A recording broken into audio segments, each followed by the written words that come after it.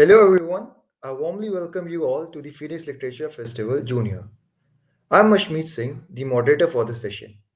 Phoenix Literature Festival is a unique platform for book lovers, authors, storytellers, and creative minds.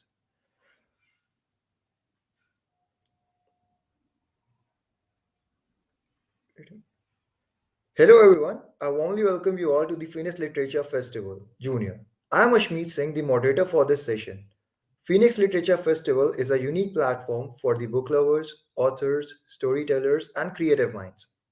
Our mission is to empower children and youth to inculcate and develop reading, writing, and storytelling skills. This is our third literature festival since 2020, and more than 35,000 viewers enjoyed our sessions so far. PLF Junior is supported by SearchMyTenders.com, Revival Mastery, Small Town Bigger Dreams, The Weekly Show with Aditya, StartupJob.in, Nirvana, Physical Education Foundation of India, the Seed Education, Mana Arts, Wildlife Foundation, Gawaksh, Ride With Us, The Eternal Quest, Saloon 9, and The Gym. Well, now it's time for an exciting session for various reviews. This session is all about the experiences of different forms of literature and sharing it with others. Reviews really play an important role in taking informed decisions and igniting interests of the audience. So let's give up a big round of applause for our first reviewer. Let's welcome Spriha.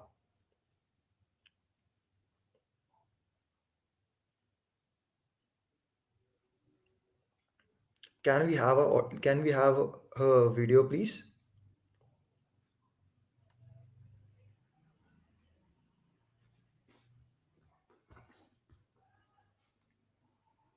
Ivan Uh, is based yeah. on a true story of a gorilla. Ivan is a silverback gorilla who has lived all his life in a glass cage in a shopping mall. He doesn't think much about his earlier life in the jungle with his family, as he has made a few friends in the mall. An elephant named Stella, a stray dog named Bob, and a human girl called Julia. Then he meets Ruby, a baby elephant who shows him that there's another way to live. Ivan then dedicates his life to free Ruby from the cage in the mall and reunite her with her family. This is a story about hope and friendship. It inspires one to be kind and has made me think of the zoo in a completely different way. Catherine Applegate's writing is superb yet simple and easy to understand. My favorite part was when Bob popped out of Julia's backpack to surprise Ivan. This book warms my heart and it also makes me sad. But I love that the book has a happy ending. I think kids will love it very much. Thank you.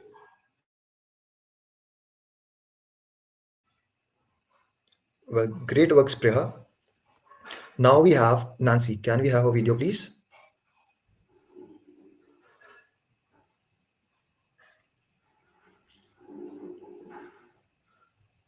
Book review of The Adventures of Mittu. The journey of a magical kitten is such a sweet story of a kitten who is sent to Manaspuri due to his mischief and his naughtiness. It was instructed in order to get back to the place where Mittus belonged to, he must cover up his mistake by doing good deeds.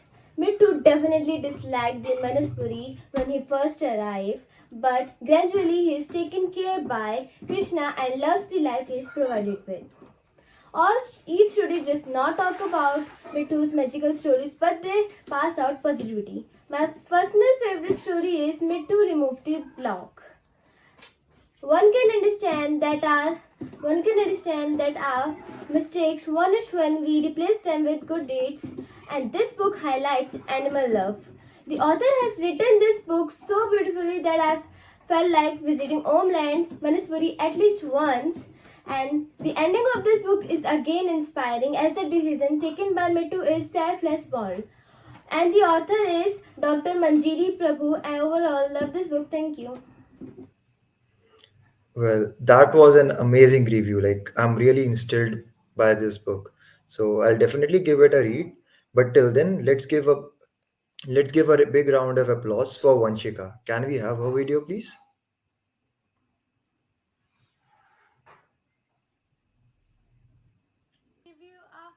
review of K-pop drama series named Doctor Stranger. So I like Doctor Stranger because it's not like others drama like full of love and full of jealousy. It's about a war between two countries like North Korea or South Korea. A war between two Doctor Hoon or Doctor Park. A Doctor Hoon who want to take a revenge of chief of the hospital for his father's death, and Dr. Park, who also wanted to take a revenge of the prime minister of his father's death, but they they take a revenge when they do a surgery of a president's heart. But they can do both. They both can do together. Then this the chief of the hospital decide that they do a battle, so many battles. But the doctor who just want to win, who doesn't care about if a patient life or death. But Dr. Park, who doesn't care about winning or losing, he just want to focus that his patient is life. That's why I love this show. And yeah, some scenes are very boring and some scenes are very interesting. And I love the scene when they're doing a surgery of heart. I really love this show. And in my opinion, you should watch this show, and please give me a feedback. Well, well, that was really great. Like seeing children like involving into this stuff that we don't see really getting into, and definitely like you see how these kids are like looking for the feedbacks to get better on. So like that's really great. So let's move on to Shambhavi. Can we have Shambhavi? Shambhavi's video? Hello everyone, my name is Shambhavi Singh. I study in 7th standard. Today I'm going to review the most famous book, The Girl Who Drank the Moon. This fantasy book is written by Ban Hill. Now, about this book. So, I began reading the book The Girl Who Drank the Moon and simply could not put it down. It was just that good. There are all kinds of twists and turns, secret and truths, questions and delayed answers, but it all plays out so well. Luna is a charming pre-adolescent going through all the usual changes but complicated by her being and magic and not knowing it. Zan is the wonderful grandmotherly character, so misunderstood by the people in the protectorate. But now she's getting into on years, more than 500 years now, and her memory isn't what it used to be, which leads Susan to the plot twist in the story. And she just has not much gotten around to dealing with the Luna's magic. A big complication, right? While all the right fantasy tropes are here, right down to the seven leggy boots, and the tale as a whole has the feel of the favorite old classic. The story of Luna and Zan is framed by a narrator telling it to a child and seamlessly interrupting the flow of the story to make a point or two for the benefit of the readers and her young listener. It is somewhat dark, sinister story, particularly the part about Luna's mother. But the darkness is tempered by light, humor, and movement, particularly from Glurk and Frying, and Luna's uneducated moments of magic. Now, few suggestions to the author. I do think the book could have used a little editing. Some parts are too long and times there is repetition. But those are minor points. On the other hand, the story is original. The writing is energetically intimate and yet controversial at the same time. And The narrator is so very wonderfully unreliable. Primary and secondary characters form an intriguing cast of characters, and the themes of family love never gets lost. The Girl Who Drank the Moon proves to be a wonderful book for fantasy fans or anyone else looking for good read. Best of it, this book has won the prestigious Newbery Medal award. So, worth it to read. Thanks. You. Well, that was one very great review by Shambhavi. Like, I'm so much indulged into this book that I do need to put my hands into it. But for now, let's give a big round of applause for Piyush. Can we have the video of Piyush, please? नाम पीयूष है। मैं कक्षा 8वीं का छात्र हूँ। मेरे विद्यालय का नाम गोल्डन मॉडर्न पब्लिक स्कूल है। मैं बुक समीक्षा के ऊपर आपको कुछ बताना चाहता हूँ। मेरी किताब का नाम सही भाषा सरल संपादन है। देश में प्रिंट मीडिया का मत पुरातन काल से है। लिखे हुए शब्द और विचारों को आम पाठक भी काफ़ी अहमियत देता है।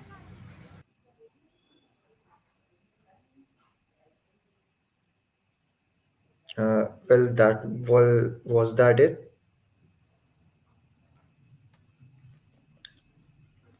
Well, let's let's go on to see the video of Ankur. Can we have the video of Ankur's, please? Literature Festival for allowing me this opportunity to review the book, which is called Blink, The Power of Thinking Without Thinking. It's written by the Canadian journalist Malcolm Gladwell. And without further ado, I would just like to take your attention to a very common question ourselves. Have you find asking this to yourself that, I don't have a good feeling about this, or this doesn't feel right? And the reason behind these feelings is just not clear. These are just hunches that come to you. These are just some kind of intuitions that come to you, and you don't have any facts, any analysis to base your feelings on. And Blink is that book which talks about these feelings, these hunches, and these gut feelings that we face every day. Now, the question which is being perpetrated here is that, do I believe them, or should I just ignore them? A lot of times we tend to go with our gut feelings, and they don't always prove to be right. So it is not as simple as it may sound. It is not like that these feelings come and go without a reason, or don't have any underlying reason behind them. And that is what Malcolm Gladwell does in this book. He decodes this whole principle of thin slicing and talks about the whole science between these gut feelings and these hunches that come to us. He talks about, in the beginning of the book, which is a very good example of this feeling, that is a statue which has been claimed to be centuries old, and an antiquist comes, and by just merely touching that statue, the antiquist confirms that this is a counterfeit statue, as is not the one that it is being claimed to be. Another way of using those gut feelings in daily lives is during criminal investigations, as Malcolm Gladwell talks about, when a police officer is standing to arrest a criminal offender, being himself being unarmed while the offender is fully armed, and yet the person, the cop, knows that this guy is not going to shoot you. And that is a hunch that he follows, and it comes out to be true. And the book is filled with numerous anecdotes and examples like this, which are so apt and engaging. One of the prime styles of writing that Malcolm Gladwell follows is through these anecdotes, through these examples, through his own personal experiences and chats with the people who have been affected by such feelings. And this is what makes this book really credible. A lot of times critics have criticized the style of writing by Malcolm Gladwell, saying that it is oversimplified, but I think that is what works for him in this very book. you find a lot of simplifications of so many complex psychological principles, and that is what really clinches it for him. And that is the most entertaining aspect of this book. Thank you so much, Phoenix Literature Festival, for letting me review this book. This is a highly recommended book for those who are into psychology. Over to you. Thank you, Kavita. Thank you, Ankur. That was one really great feedback or review, I might say. Like that is like this book is definitely going to be into my to be read books. But right now, let's move on to the next reviewer. His name is Chaitanya. Can we have his video, please? 19th century, the GDP of India when British has entered is 25%. When British has left India, GDP has fallen absolutely to 5%. Good evening everyone. My name is Chaitanya. Today I am going to review the book An Era of Darkness by Shashi Tharoor. In this review I am going to cover three major things. How did this book originated? What are the things or the content in this book, and who all can read it, and what are the things that I loved from this book? The first thing, how did this originated? In 2015, Dr. Shashi Tharoor has delivered a speech at Oxford Debate Union where he spoke about how did British has looted India during their rule. He uploaded this video in the internet, and over few days that video became viral, and one of his friend has suggested him to expand his research and write a book so that everyone will be aware of the thing or the actual reason what happened in during the British rule. Who all can read it, and what is this book about? So this book is majorly about how did British has looted India. So from our childhood we know that britishers are looted India, but we are not technically aware of the things that we people or britishers are looted. So this book is answer to all those questions. And another, who all can read it? Any person who interested in know about history are eligible to read this book. What are the things that I loved? First and foremost, Shashi Tharoor is considered as an epitome for usage of English vocabulary, but the writing in this book a layman also can understand very easily, and the amount of research which Shashi Tharoor has done is out of box. He has collected information from 16th century. Trust me, the articles that the information which provided in this book is an amalgamation of articles, books, and editorials from 16th century to 20th century. So those the mixture of all things is an era of darkness, and I recommend everyone to read this book. Well, that was really great, Chaitanya. Like speaking about India and speaking about Shashi Tharoor and bringing the name of Shashi Tharoor into a literature festival is itself a great deed. Because yes, his vocabulary is something like we definitely look up to. Well, let's with this we will be moving to our last reviewer. Her name is Rishika, and well, this is the last but not the least, so let's have her. Hi, I'm Shakuri. I have recently watched the movie The Lion. It is a very entertaining movie. Apart from entertainment, it gives us some powerful life messages. The Lion King teaches us that we can overcome any challenge life throws our way if we don't let worries overwhelm us. We should overcome all our fears.